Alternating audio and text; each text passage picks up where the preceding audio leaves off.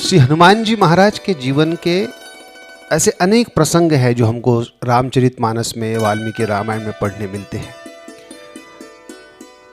किष्किंधा कांड के अंदर जिस समय भगवान श्री राम ने समस्त वानर सेना को यह आदेश दिया कि आपको जाकर सीता माता का पता लगाना है, जिस सेना की जिस टुकड़ी के सेनापति जामवंत जी थे, उसी सेना में जब जामवंत जी निर्देश दे रहे थे तब हनुमान जी महाराज उस वानर सेना की पंक्ति में सबसे आखिरी बैठे थे, एकदम पीछे, सिर को छुपाकर बैठे थे दोनों घुटनों के बीच।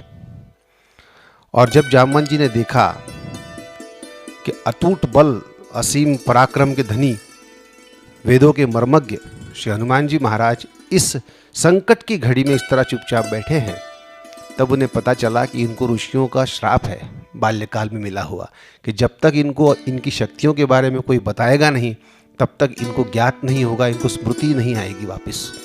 इसलिए जामवंत जी श्री हनुमान जी महाराज से कहते हैं कि कह ही रीछ पति सुन हनुमाना, का चुप साधी रहु बलवाना। आप इस तरह चुपचाप क्यों हैं? पवन तनय बल पवन समाना, बुद्धि विवेक विज्ञान निधाना। आपके पास तीन चीजें हैं, बुद्धि है, विचार करने की क्षमता है, विवेक है, और आपके पास आप विज्ञान की भी अच्छी तरह ज्ञाता हो, तो आप ऐसे चुपचाप क्यों बैठे हो? हनुमान जी महाराज इन सब बातों पर भी चुपचाप बैठे हैं, कोई उनमें परिवर्तन नहीं।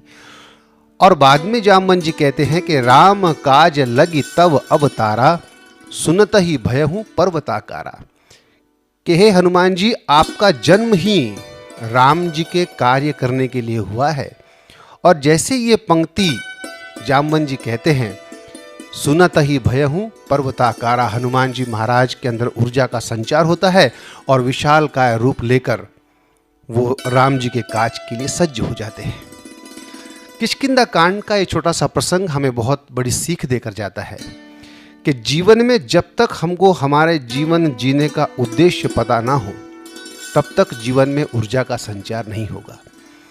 हनुमान जी महाराज एक बालक से लेकर वृद्ध तक सबके आदर्श देवता है।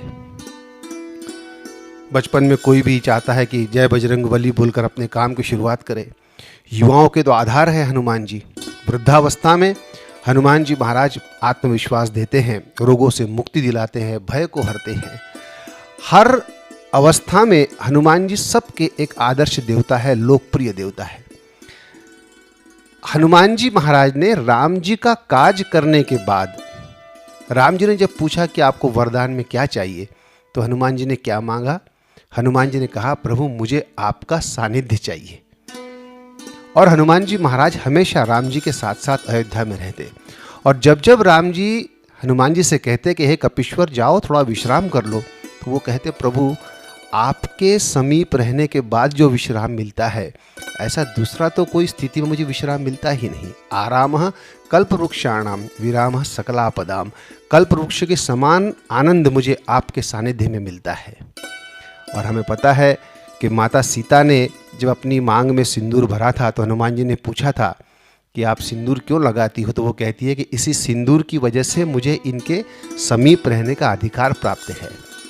हनुमान जी ने कहते हैं कि अयोध्या की जितनी दुकानें थी उन सारी दुकानों से सिंदूर अपने शरीर पर लगाकर जब वो राम जी के दरबार में गए तो इतना सिंदूर लगा लिया था कि जब वो एक एक कदम दरबार में चल रहे थे प्रभु श्री राम के, तो एक एक शेर सिंदूर जमीन पर गिर रहा था और वायु के प्रवाह के साथ वो सिंदूर हवा में उड़ रहा था।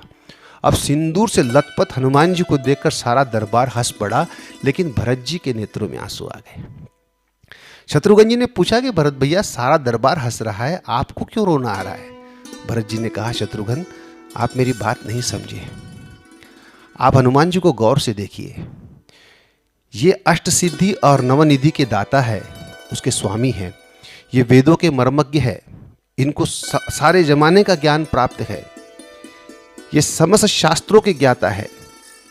ऐसे परम ज्ञानी हनुमान जी महाराज को केवल राम जी के समीप रहने के लिए एक छोटा सा उदाहरण माता सीता ने दिया कि सिंदूर लगाने से सानिध्य में रहने का अधिकार प्राप्त होता है, तो इन्होंने अपना सारा गर्व, सारा ज्ञान भुलाकर केवल उसी चीज को पकड़ लिया जिस चीज के कारण इनको प्रभु श्री राम का सानिध्य प्राप्त हो सके।